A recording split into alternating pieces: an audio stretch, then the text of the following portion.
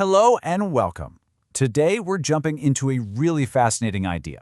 What if a common spice, one you probably have in your kitchen right now, could go head-to-head with one of the most popular painkillers in your medicine cabinet? That's a pretty bold claim, right? The source material we're digging into today puts that right up front. And we're not just talking about a little sprinkle here and there, but a concentrated form. So what's the real story? That's really the question at the heart of all this. To get to the bottom of it, we need to understand a little bit about how pain and inflammation actually work in the body.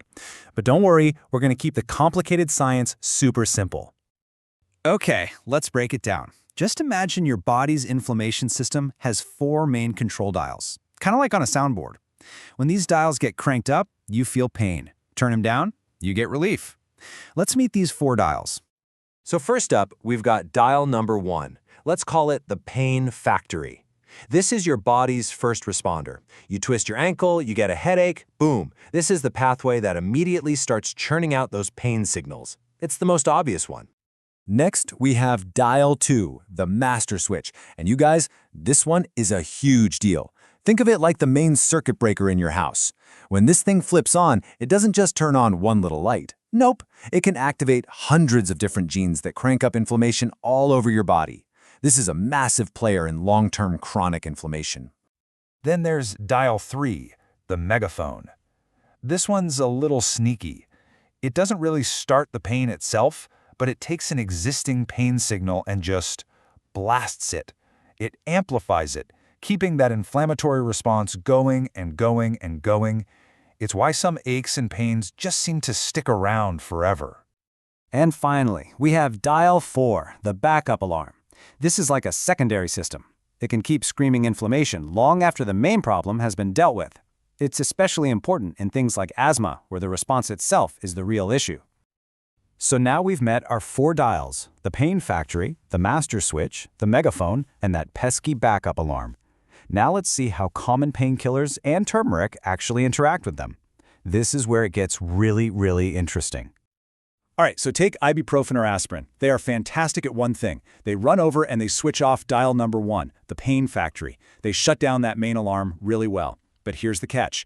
That same pathway they shut down also helps protect your stomach lining and your kidneys. That's where the side effects can come from. And, most importantly, they only touch dial 1. Dials 2, 3, and 4, they don't do a thing to them. Tylenol is a whole different ballgame. It bypasses these dials completely and works up in the brain to just block you from feeling the pain. Okay, now let's look at turmeric. It plays the game completely differently. Instead of being a sledgehammer for one switch, it takes a much broader, more subtle approach. It gently turns down the volume on not just 1, but 3 of these dials at the same time: the pain factory, that all-important master switch, and the megaphone. This chart just lays it out perfectly. You can see it right there. Ibuprofen and aspirin, bam, they hit dial 1 and that's it. But look at turmeric. It's working on 3 different pathways all at once. It's less of a blunt instrument and more like a sophisticated control panel, gently bringing the whole system back into balance. So what's the deal? Well, this is absolutely crucial. The study we're looking at wasn't having people just sprinkle some spice on their food. No way. They used a concentrated extract of curcumin. That's the active compound in turmeric, at a really potent dose of 1,500 milligrams a day. And this wasn't some flimsy little study either. This claim is backed by solid, peer-reviewed science on actual humans. It was a randomized, double-blind trial. That's the gold standard of research, with almost 400 people. And get this, they also used it with black pepper, which has a compound that helps your body absorb the curcumin way better. So let's put them side by side. The study's conclusion? The turmeric and curcumin combination had a comparable effect on pain relief as the ibuprofen. But, and this is a big but, it did it by targeting 3 pathways instead of just 1. And, incredibly, it did so without the side effects that were reported for ibuprofen. One is like flipping an off switch. The other is like gently turning down the volume dials. Okay, this is all fascinating stuff, seriously, but it brings up a much bigger question. So far, everything we've talked about is just managing the symptoms, right? It's about turning down those inflammation dials after they're already cranked way up. Exactly. It's one thing to get good at silencing a fire alarm, whether you use a drug or a spice to do it, but it's a completely different thing to stop and ask, wait a minute, why is the alarm going off all the time? What's actually starting the fire? And this, right here, brings us to the real heart of the matter. If you really want to tackle chronic pain and inflammation for good, you have to look past the symptoms. You have to investigate the root causes, the things that are keeping those dials stuck on max volume day in and day out. So according to our source, there are 5 big triggers that are constantly flipping these inflammatory switches on.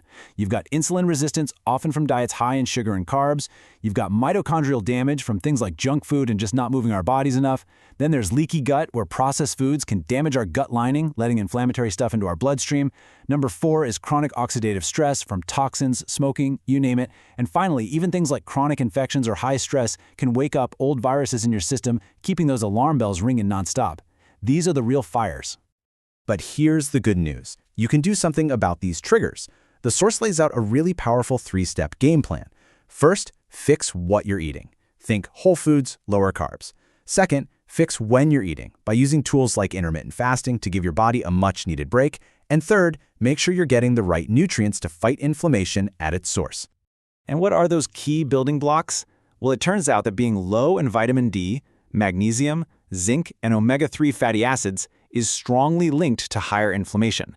Making sure you've got enough of these is like giving your body the right toolkit to keep those inflammation dials set correctly from the very beginning.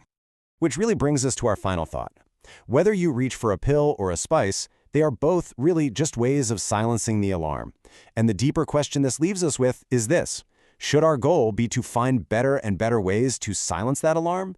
Or should it be to finally figure out how to put out the fire?